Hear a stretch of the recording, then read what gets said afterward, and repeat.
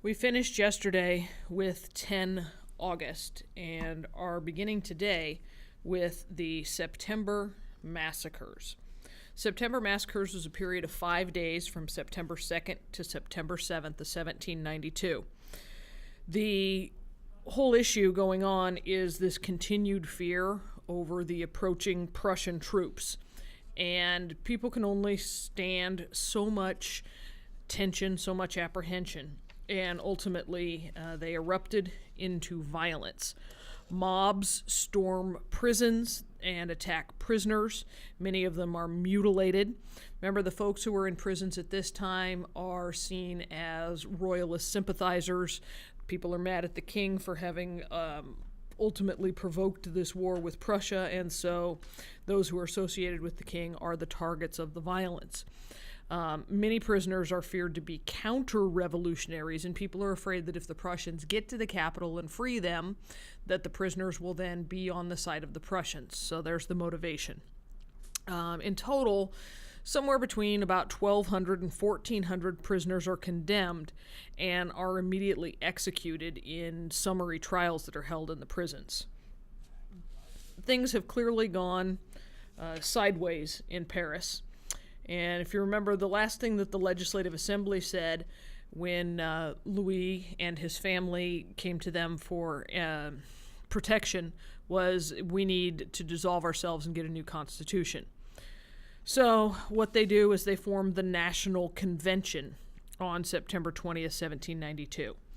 There are three primary leaders who emerge in the National Convention. Maximilien Robespierre. He becomes the architect of the Terror. And if you've read Section 3, you know already what the Terror is. And it's a capital T. Another leader in the National Convention is Jean-Paul Marat. It's, again, a French word, so that last T is silent. He was a huge supporter of the September massacres. And the final major leader in the National Convention is Georges Danton.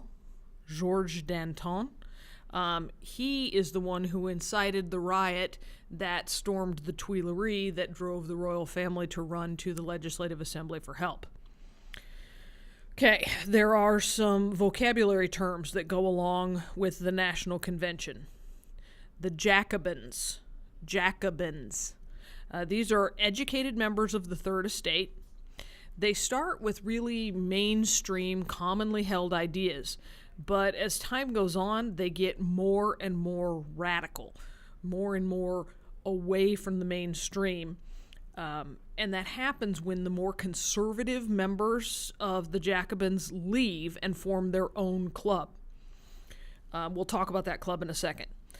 Originally, Jacobins were people like Robespierre, Marat, Danton, and a future king of France. We're looking well ahead into the future here, Louis Philippe.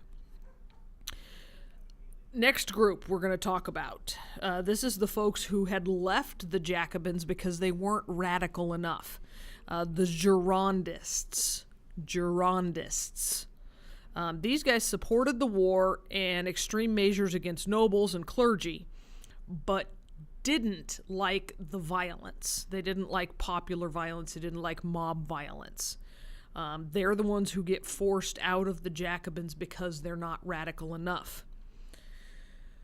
There's a group called the Mountain, capital M. These are members of the Girondists, who become known as the Mountain because they choose to sit on the very highest seats in the hall as though they're atop the mountain. And they're going to be the leaders of the Girondists. Final vocab that goes along with the National Convention would be the sans-culottes. Sans-culottes. Literally, that means people without breeches. People without short pants. Think of a portrait of Thomas Jefferson or George Washington at this time where they have the knee breeches that come down just below the knee and button there, and then they wear tall socks or tights. The sans-culottes are saying, no, we wear long pants because we are allied with the working people. We aren't nobility, we aren't the rich, we don't wear those short pants, we wear long pants. So culottes are the short pants. Sans means without. So sans culottes are the people who are anti-nobility, anti the old way, and they're about the working people. The day after the National Convention begins on September 20th, so the next day, September 21st, they meet and they abolish the French monarchy. There is no more King of France.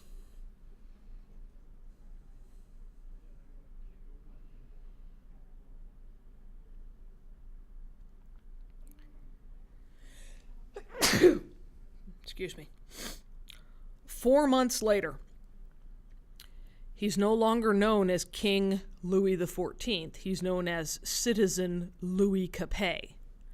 He's going to go to the guillotine, the execution device popularized during the Revolution. It was actually invented by a doctor, Dr. Guillotine, and he envisioned it to be a humane method of execution.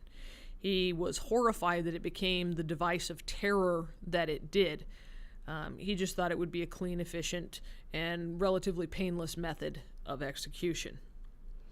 So Citizen Capet goes to the guillotine. The king is executed.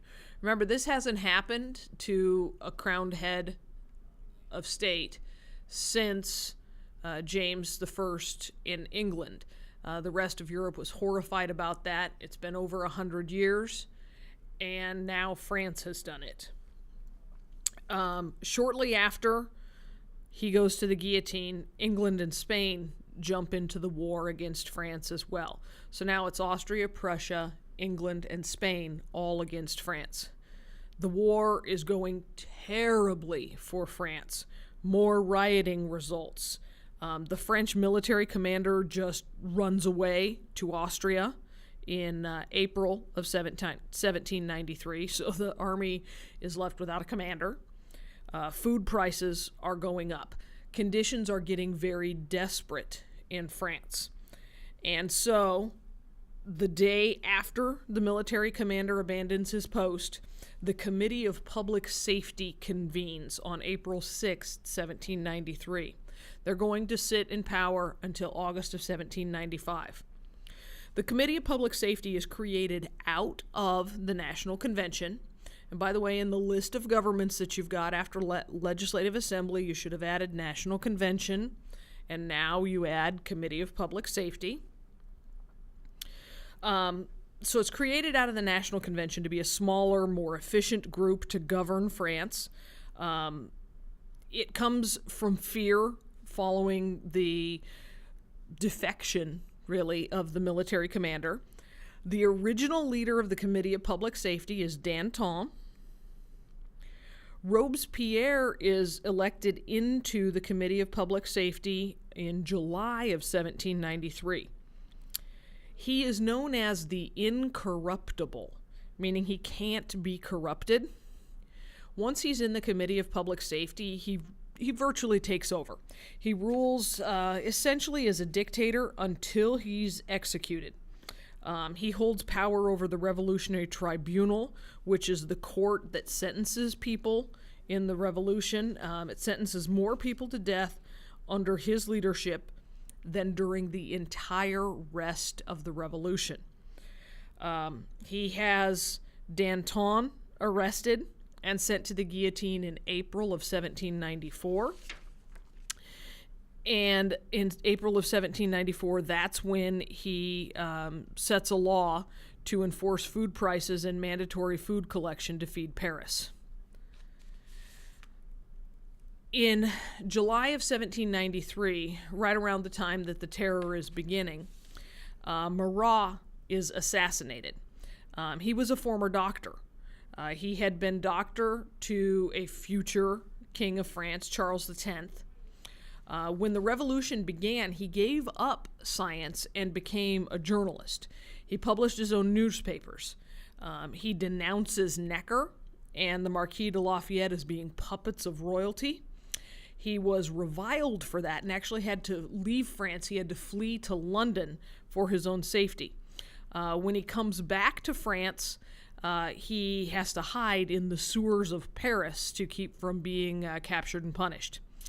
The reason in this portrait you see him lying in his bath when he's assassinated, because he has a really terrible skin condition that makes him itch terribly. It was so bad that he had to retire from the National Convention, and he spends most of his time soaking in a medicinal bath with oils and herbs. While he's there, a royalist sympathizer by the name of Charlotte Corday comes in, and she stabs him. During her trial, she says, quote, "I killed one man to save 100,000. She says that because she believed that the paper that Marat was publishing was stirring up the terror even more and even more and even more and driving more executions. In a further indication of how radical the revolution is getting, in September of 1793, on the 22nd, the revolutionary calendar begins. And this is an effort by the revolutionary leaders to completely separate themselves from the past. They alter how many days are in a month, how many months are in a year. They change the names of the months to be reflective of seasons. Thermidor, which means heat, replaces August, essentially. Things like that. The Reign of Terror began kind of officially on September 5th, 1793, and does not end until July 28th of 1794. We'll talk more about the Reign of Terror, but essentially what it is it's that period where Robespierre runs the Committee of Public Safety and is basically sentencing everybody to death, unquestioningly. Robespierre is also primarily responsible for, near the end of the Reign of Terror, establishing what's known as the cult of the Supreme Being. This is meant to be the state religion of France, to eliminate the influence of actual religion and worshiping God. Everybody is meant to unite under this cult. It was interesting to people because it was new and different, but it comes so late in Robespierre's period of control that when he is executed, it ultimately loses its impact. And later on, when Napoleon takes control in France, he is going to ban the cult of the Supreme Being. On July 28, 1794, Robespierre is executed. It is said that he was eaten by a monster of his own creation. He created the terror, he executed the terror, he perpetuated the terror, and ultimately it is the terror that had him killed. It takes another year, but ultimately Austria is going to make peace with France, and a piece of music called La Marseillaise is composed and played for the first time during the war, and it ends up being adopted as France's national anthem in 1795. It's supposed to play for you here, but it's not going to. The Constitution of 1795 is written in September, and we have another new government called the, it calls the elections for another new government, but this new government is the Directory. It's going to be created by this Constitution. It's 5 directors and 750 legislators who are elected from the people. 2/3 of those, so 500 of them, had to come from the membership of the National Convention. So remember, before, when we switched governments, no one from the prior one was allowed to be in the new government. Here they're requiring some experience to be part of the new form of government. That turns out to be a good thing. 13 Vendémiaire is October 5th of 1795. This is really important to remember that this happens. The National Convention is still ruling. Elections are being held for the Directory. There's an uprising in the countryside over food prices and food shortages and stuff. The National Convention says we're going to stay right where we're at in our meeting rooms until this riot is put down. There happens to be a young artillery commander who is in charge of defense of the National Convention. His name is Napoleon Bonaparte. He is outnumbered during this attack on the National Convention 6-1. But he gives an order to load his cannon with what is called grape shot. And he says, give them a whiff of grape shot. There are different kinds of ammunition you can use in a cannon. Cannonballs, you can use chain shot, which is two smaller cannonballs connected by a chain. Or you can use grape shot, which is a bunch of tiny pellets, sort of like what's in a shotgun shell. Though grape shot could be anything. It could be bits of metal, nails, shrapnel, anything that would go out and spread itself out and devastate an attacking force.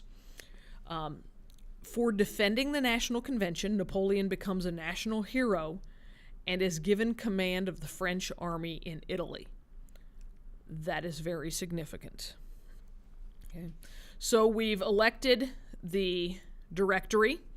The Directory will rule France for 4 years.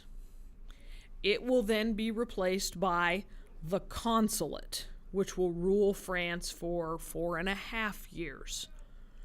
It is under the rule of the Consulate that we will pick up again with that young man by the name of Napoleon Bonaparte. So make sure that you've added the Directory and the Consulate to your list of governments, and thus ends the French Revolution.